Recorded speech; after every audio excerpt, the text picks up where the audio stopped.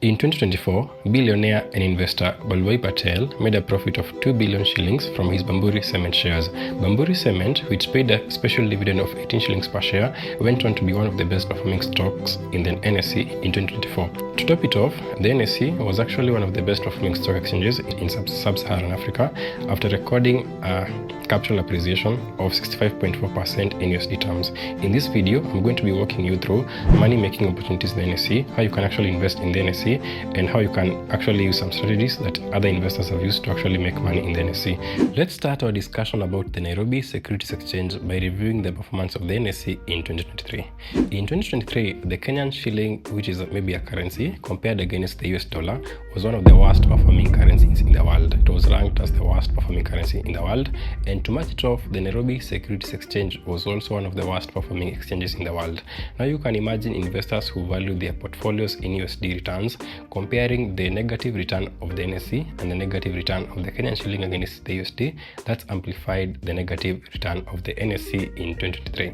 Then coming into 2024, with many investors being bearish or having a negative outlook on the NSE and most of the equity segment of the Kenyan capital markets, the NSE did what most of us never expected, and that was also followed by the Kenyan shilling against the USD. So last year, or in 2024, the NSE was one of the best performing stocks, or maybe one of the best performing stock exchanges in sub-Saharan Africa and actually in the whole world. So in sub-Saharan Africa in particular, registering a 65.4% capital gain in USD terms. So the NSE, or maybe the entire of the NSE, the performance can be gauged by the performance of the Nairobi All Share Index, which is an index that tracks the performance of the entire Nairobi Securities Exchange. So the NSE, or maybe the Nairobi All Share Index, was up by 34% last year, and the Kenyan shilling against the USD was up by around 25%. So if you look at the overall return in terms of the currency gains, in terms of the capital gains and the dividends involved, the NSE was up by a total of 65.4% in USD terms, and it was the best performing stock exchange in sub-Saharan Africa. This was led by maybe top 3 counters that saw a capital gain of more than 200%, one being Kenya Power, the other one being Portland Cement, and the other one being Kenya Orchards. These are the best, or the top 3 performing counters in the Nairobi Securities Exchange in 2024 in matters of capital gains. But maybe some of us are still wondering, what is the stock market, or what is the Nairobi Securities Exchange? So the stock market is a place whereby publicly traded companies are listed, or maybe in other words, it's a place whereby shares of publicly traded companies are listed. So for you to get a shareholding, or maybe to be an owner of a certain percentage of maybe shares of a certain company that is publicly traded, let's say Safaricom, Equity Group, KCB Group, East African Breweries, you have to be a shareholder, and the only way you can buy shares is by accessing the stock exchange whereby those companies, or maybe that company, is listed. So in Kenya, we have the Nairobi Securities Exchange whereby we have shares of publicly traded companies being listed. So the only way you can have maybe be a shareholder of Safaricom is not by walking into Safaricom offices and asking to be a shareholder. It's by actually accessing the Nairobi Securities Exchange.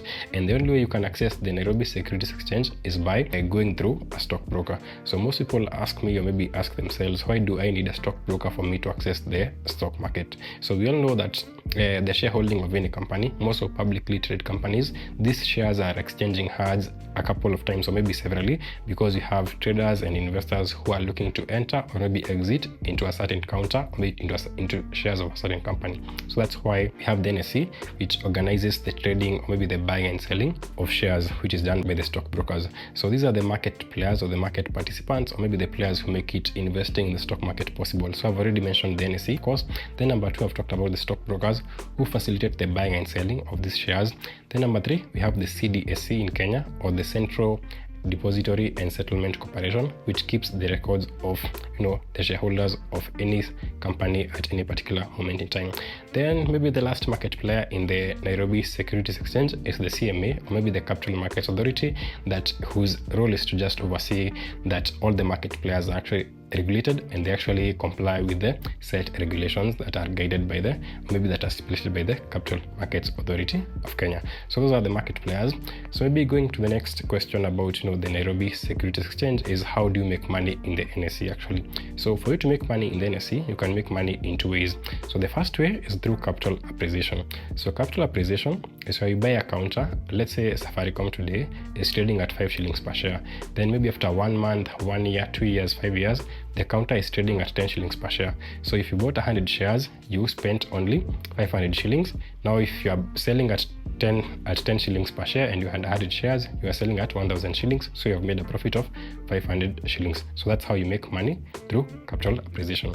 You make money through price changes over time. The second way that you can make money in the stock market is through what we call dividends. So for any listed company or for any company, whenever they make profits, they usually declare dividends out of any financial year that they are profitable. So this is just policy by companies to share or maybe distribute their profits with their shareholders. Whenever a company has registered any profits in any financial year, they are going to distribute the profit to their shareholders. But be guided, because not all companies actually pay dividends. It depends on the dividend policy of the company. Some companies have very good dividend policies, where maybe they pay 80% of the earnings to shareholders in form of dividends. Others pay 100% of the earnings to shareholders as dividends. Others don't pay any percentage, because maybe they believe they better invest the dividends, maybe the cash that they have that they could have used to pay the dividends, to maybe into other ventures that can actually make more money for the company. So those are the two ways that you can make money in the stock market. Number one being capital appreciation, or what you call capital gains, and then number two being dividend income, or what you call dividends that are shared by these companies whenever they register profits.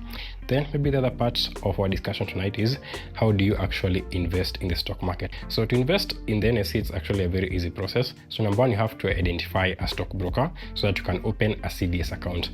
Like I mentioned, CDS accounts are actually owned or maybe run by the Central Depository and Settlement Corporation, which facilitates or maybe keeps records of who owns shares of which company at any particular moment in time. So for you to open a CDS account, you actually have to first choose your stockbroker. So it's from your stockbroker that you will be able to actually open a CDS account. So most of these stockbrokers nowadays have streamlined the operations, whereby you can just download their apps or maybe just log into the web portals, and then you'll be able to open a CDS account in just a matter of 5 minutes, because just a matter of filling your details and then actually having your account ready in just a few days of waiting, most of 24 to 48 hours of waiting. Then after that, you can just deposit money into your account, whether via M-Pesa or whether via bank. Then after you have deposited your money into your account, you are actually ready to buy your first stock or maybe your first few stocks in the NSE.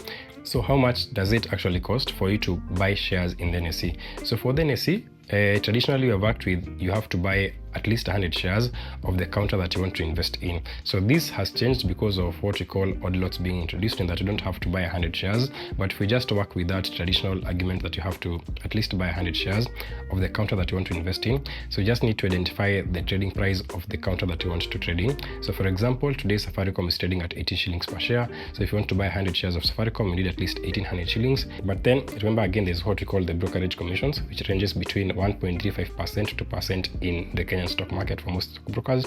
So you can always that slight margin of 2% of your trade commission or your trade value, which equates to maybe the total value, maybe the total cost of maybe owning 100 shares of any stock, or even any amount of shares that you want to buy in the stock market.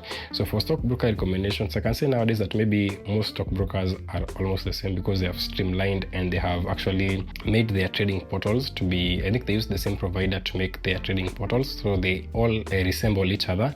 And also for trading commissions, maybe for the fees that are involved in investing, which is one of the key things that I advise people to look into whenever they're looking for investing partners. So the investing commissions, maybe the trade commissions per trade, for almost all brokers range between 1.35% to 2%.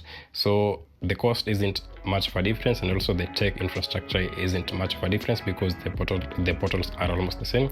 But then you can do your research and maybe find the ones that maybe actually suit best investors, or maybe that actually work for you. So now from my experience, maybe from my knowledge that I have in the NSE, there are a few caveats or maybe a few strategies that I'd like to recommend for anyone beginning to invest in the stock market and most of the NSE, because the NSE, like any other stock market, has its own way of things, maybe how things have been. So one of the few things that I'd like to share is that number one, the Nairobi Securities Exchange has been a dividends-driven stock market for the last couple of years. What I mean by that is, you're going to find that investors are looking for counters that can actually reward them for dividends, because investors chasing for capital gains haven't been a good form of return for most investors over the long term, because if you look at the performance of the NSE, we have always had periods of up and downs. So we can't compare the NSE with maybe maybe other stock exchanges, like maybe the US stock market, which has always been going up over the long term. Because if you look at the US stock market, it has averaged performance of 10.67%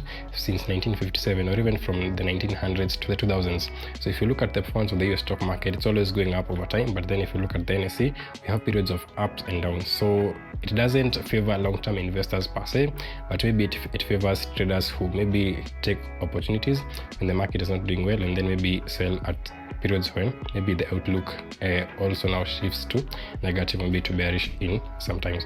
So that's number one. Then I see it's a dividends driven stock market. So you'll find that counters that pay very good dividends are actually favored by investors, and investors actually try to price those counters at a premium. So you'll find those counters trading at premiums because investors love dividends and they actually chase for dividends. Then number two, whenever you're investing in the stock market, like in any other stock market, you must know how to analyze stocks, how to read financial statements, and how to analyze companies. Because if you're buying Safaricom at 18 shillings, you must put a reasoning to why you're buying Safaricom at 18 shillings. So there's what we call valuation of a company, maybe valuation of a business, and that's what actually gives you the reason maybe why you should buy a certain stock. Because I always get this question a lot: which stock should I buy, what price should I buy at, when should I sell, those questions. The only way you can know the answers to those questions individually is you being good at analyzing a stock. So you must now, into the analysis of a stock, must learn how to read financial statements. So financial statements can be the balance sheet, the income statement, the cash flow statement. So it's from these statements that you can actually be able to analyze the company and maybe establish its fair value, its intrinsic value, or maybe whatever valuation model that you're going to be using. And that's how you can be able to know at what price to buy a certain counter, whether to buy, whether to sell, maybe whether to keep holding on a certain counter. So unlike the US stock market, where we have passive investing, whereby you have guys investing in ETFs and index funds, in Kenya actually we don't have the index funds and the ETFs. We only have an Absa Gold ETF that tracks the performance of gold. We don't have any equities based ETF. So we don't have indirect or maybe passive investing for local investors. We don't want to maybe waste a lot of time, maybe a lot of energy analyzing stocks. So you have to actually know how to analyze stocks if you want to invest in the stock market. That's number two. Then number three, the factors that influence the performance of the stock market, one being the political stability for a country. So if you look at maybe the performance of our stock exchange, you're going to see this curve that tends to follow the patterns of our elections, because a bigger part of investors who invest in our local stock market is foreign investors. And foreign investors are actually very concerned with the political tension of the country whereby they're investing in. More so from the period of 2007 post-election violence, foreigners have become very concerned about our political tension because it affected businesses, and these businesses are actually the ones listed in the NSE. So that's one of the key driving factors of maybe the performance of the NSE. So whenever you'll always see the shift, or maybe the focus shift whenever you're approaching elections, because the bigger part of our NSE is actually made up of foreign investors. Actually, around 50% of our investors are foreign investors.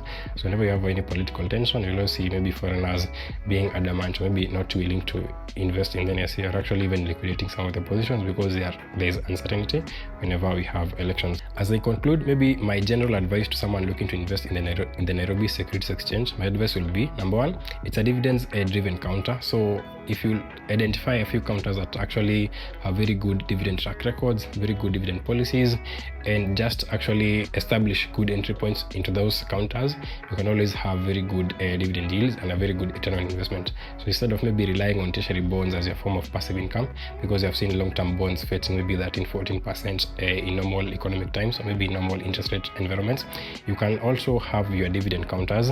Depending with your entry price, you can actually have dividend yields of from as high as 18, 19, or even 20-something%, depending with the entry price, and more so if you pick very good dividend paying counters.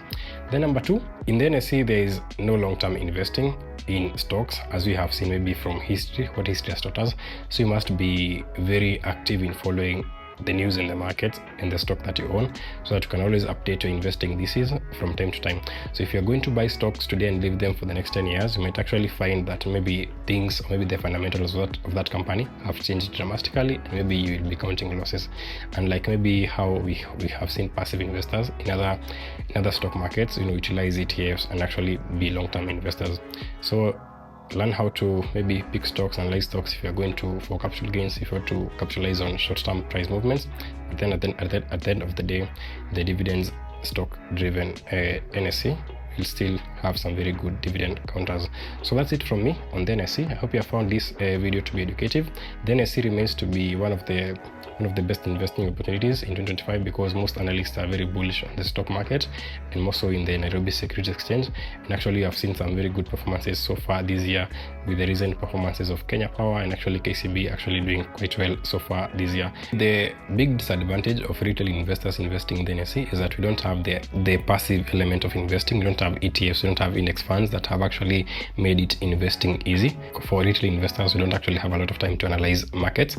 But in the US stock market and other developed markets, we have passive investing, whereby you don't have actually to take much attention into the short-term movements of stock prices, because in the long term, the stock market is always going to go up, mostly in developed markets. That's why you have seen investors in the US stock market more so leverage ETFs and index funds and actually invest in these passive instruments. If you're interested in learning how you can invest in global markets, because actually for me on a personal level, I actually recommend, go for dividends for the NSE and go for capital gains in offshore stocks and ETFs. So if you're interested in learning how to invest in offshore stocks and ETFs, you can jump into this video where I take you through how you can invest in offshore stocks and ETFs. That's it from me. See you in the next one.